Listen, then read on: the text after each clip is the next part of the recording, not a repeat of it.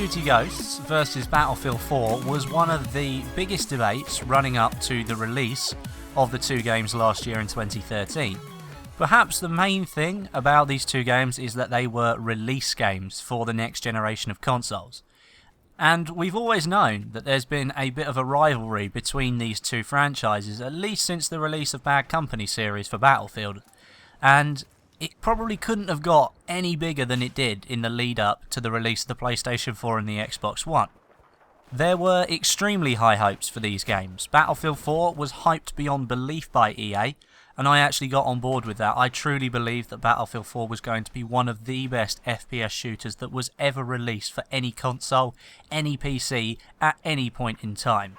And Call of Duty Ghosts was an offensive taken by Activision to try and revamp the series, to try and claw back some of the players that had left the franchise saying it was too stale. Which one of them won? Or more importantly, which one did better? So first of all, I thought we'd look at both of these games in terms of their sales. Now we know that Call of Duty is pretty much always going to outsell the Battlefield franchise. And that was exactly the same with Call of Duty Ghosts. I believe at the first count, Battlefield had been outsold by 10 million copies. So Call of Duty was still a heavily popular game, despite the fact that people were saying that the franchise was getting old. On the EA side of things, Battlefield 4's release was, quite frankly, astonishing. It was the best release for a Battlefield game ever, only to them come crushing down their ears with all of the launch issues. Now we won't go into that too much, because that's something I want to cover in a minute. But from a sales point of view, both of these games did extremely well for their respective franchises, and I think that that was partly due down to the next generation of consoles. I think you'll probably find that Microsoft and Sony were probably responsible for about half of the sales for each of these games on their new console. A lot of people I know actually bought a next generation console specifically either to play Call of Duty Ghosts or to play Battlefield 4. I know there are a lot of people that bought an Xbox One to play Titanfall, and they actually ended up making it into a bundle. Neither of those things actually happened with Battlefield 4 or Call of Duty Ghosts, but irrespective of that, we know that those consoles sold just so these people could play their favourite FPS shooter on a next-gen platform. Just to give you an idea in terms of numbers, I found a website that was able to calculate on average basically how many units were sold per platform for a game. Searching up Battlefield 4, you'll find that the PS4 and the Xbox One are responsible for near 3.5 million units of the game being sold to consumers. Overall, there's about 9 million units sold to customers. So you're damn near on half, maybe a third, for the amount of people that bought this game for the next generation of consoles. That's a massive figure right there. As I said earlier, Call of Duty Ghosts easily outsold Battlefield 4, however was down nearly 20% on the sales of Black Ops 2. It was really unknown as to why, but I think a lot of people had lost faith in the fact that they didn't feel this was going to be a next-gen title. But irrespective of that, it outsold Battlefield 4 easily. But ever since the release of the consoles, and the release of the game, we have to include Xbox 360, PS3 and PC here, the sales of these games hasn't increased or continued on the same trajectory that either developer, DICE or Infinity Ward, really actually envisioned for either of their franchises.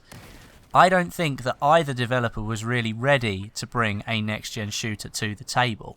And I think the reason for that, the next-gen consoles, they rushed the games. It's blatantly obvious because there are so many problems with each of the game in its respective franchises that these games were simply put out to go out with the next-gen consoles so money could be made.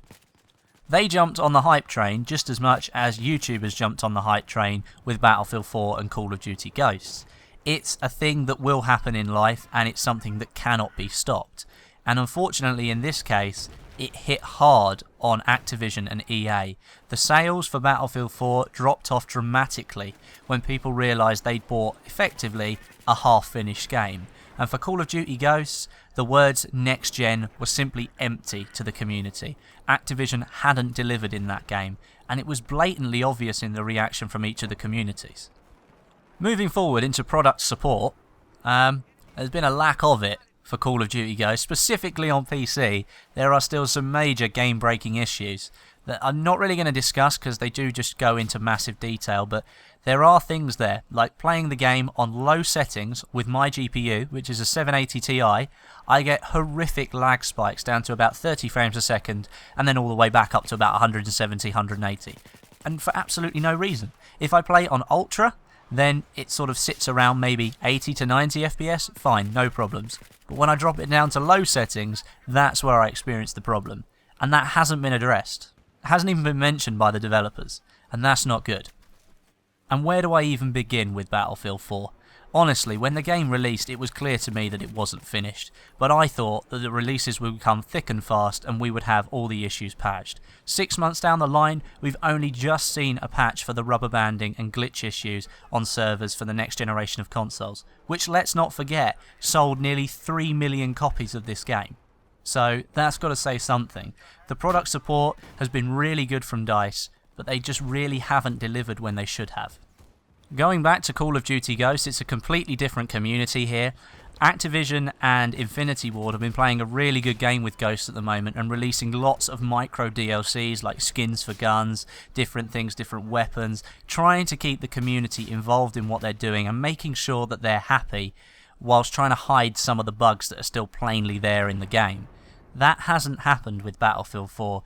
There has been a constant droning noise of sort of hate towards the developers because they haven't fixed these issues. I have a little bit more patience. I can sit back and wait for these things to be fixed, but I can understand where some people come from in the community when they say this should have been fixed, why hasn't it been, and they don't get an answer. I can understand the devs' position. They don't want to release a date and then not hit that, but really some of these issues should not be in the game right now. They shouldn't have been in the game when it was released. Exactly the same for Call of Duty Ghosts.